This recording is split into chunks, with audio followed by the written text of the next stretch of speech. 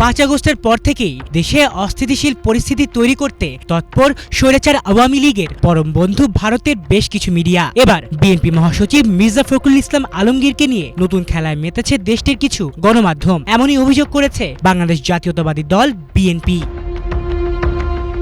কলকাতার বাংলা দৈনিক এই সময়ে তার নামে নির্বাচনে আওয়ামী লীগ ও জাতীয় পার্টিকে চান ফখরুল শিরোনামে একটি সাক্ষাৎকার প্রকাশ করা হয়। অথচ বিএনপি এক বিবৃতিতে জানিয়েছে মির্জা ফখরুল সাম্প্রতিক সময়ে কোনো বিদেশি গণমাধ্যমকে সাক্ষাৎকার দেননি। দলটির দাবি অনুযায়ী ওই সাক্ষাৎকার সম্পূর্ণ মন গড়া ও উদ্দেশ্য প্রণোদিত।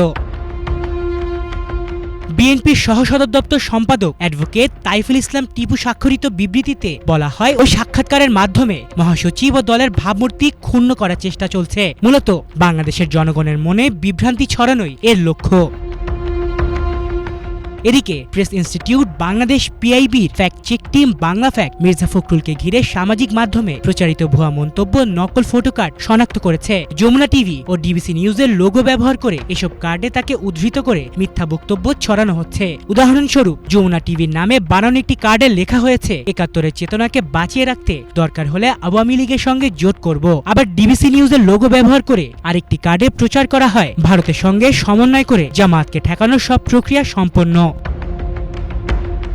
বাংলা ফ্যাক্টের অনুসন্ধানে প্রমাণিত হয়েছে এসব মন্তব্য একেবারেই ভুয়া। গণমাধ্যমগুলোর অফিসিয়াল পেজ ও ওয়েবসাইটে এমন কোনো সংবাদ বা ফটো কার্ড নেই। তাছাড়া নকল ফটো কার্ডগুলোর ফন্ট, ডিজাইন এবং প্রকাশ তারিখ মূল কার্ডের সঙ্গে মেলে না। বিশ্লেষকদের মতে স্বৈরাচার আওয়ামী লীগের দীর্ঘদিনের মিত্র ভারত ইচ্ছাকৃতভাবে দেশে বিভাজন ও অনৈক্য সৃষ্টির চেষ্টা করছে। বাংলা ফ্যাক্টের বক্তব্য অনুযায়ী মির্জা ফখরুলের নামে ছড়ানো সব মন্তব্য ভুয়া এবং কার্ডগুলো নকল। তাই জনগণকে সতর্ক থেকে এসব বিভ্রান্তিকর তথ্য প্রত্যাখ্যান করা উচিত। আলিফ চৌধুরী, বাংলা ভিশন।